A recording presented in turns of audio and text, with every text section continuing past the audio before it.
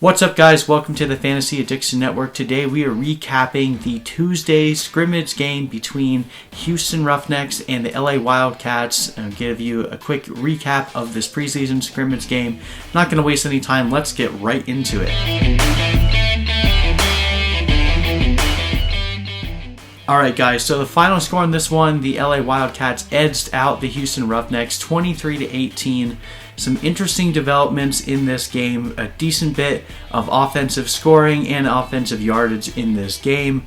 We'll look at some of the key performers for the winning team, the Wildcats. Now, a little bit surprised to see this, but Jalen McClendon actually started this game. I don't believe that Josh Johnson played any downs in this game. Jalen McClendon was the starter, and then they went later to their third-string quarterback, Chad Knopf, who finished out the game.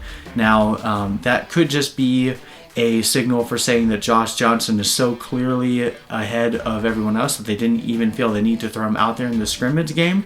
Or there could be some other news coming down that Jalen McClendon ends up being the starter for LA. That would be a huge shock at this point, especially to pretty much anyone that's been following Josh Johnson through this up to this point. So I'm not anticipating that happening, but we'll see what news comes out of this. And then Katie Cannon caught a touchdown pass from McClendon with a 2-point conversion going to Nelson Spruce. So the two big names there at wide receiver getting involved in the game. We also saw Adonis Jennings make a number of key receptions from both quarterbacks, definitely making a name for himself trying to make that final roster. And that was pretty much it. Like I said, there wasn't too much in the way of too many defensive plays in this game. Definitely more offense. On the Roughnecks side, still some more, development into the quarterback battle between Philip Walker and Connor Cook.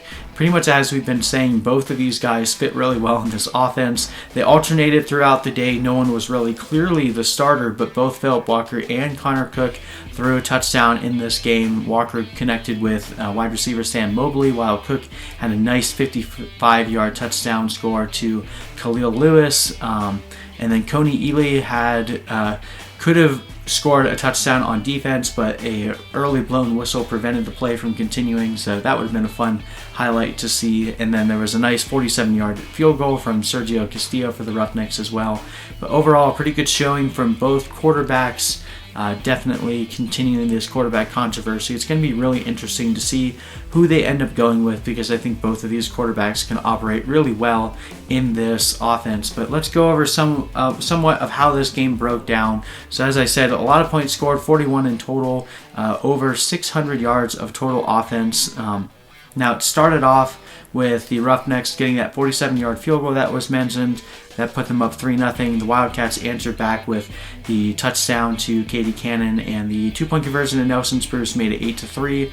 And then PJ Walker for the Roughnecks fired the ball straight to Sam Mobley, who towards the defense took it to the house, but then they missed the extra point and went up 9-8 with most of the time left in the second quarter. Like I said, Connor Cook and Philip Walker were going back and forth. So then Connor Cook got his touchdown, throwing the 55-yarder to Khalil Lewis in a couple minutes to go in the second quarter. Took a 15-8 lead, and then they recovered a fumble and would tack on another field goal, giving them an 18-8 point lead going into the second half. In the second half was when the Wildcats finally turned things on.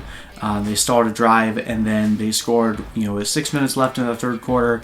Then Wildcats continued to come back. Then Nelson Spruce got a touchdown toward the end of the game, so he had a touchdown and a 2-point conversion, which put the Wildcats up 20-18.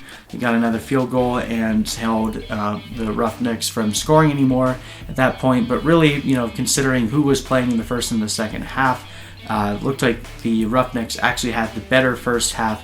We're not really sure how this game would have went down had they not been cycling starters in and out. And again, we don't have box scores, so we're only trying to make as much analysis as we can based off of the limited information that we have. But overall, seems like both of these offenses are gearing to go. And as we expected, both of these teams probably aren't going to be some of the better teams on defense, which means that this opening game might be one of the highest scoring ones and one of the ones that we want to look out for daily, but definitely going to have to keep an ear to the ground to figure out why Josh Johnson wasn't playing today and why Jalen McClendon got the starter spot today. So hopefully it's just they're testing out their backups, but we'll figure that out hopefully pretty soon.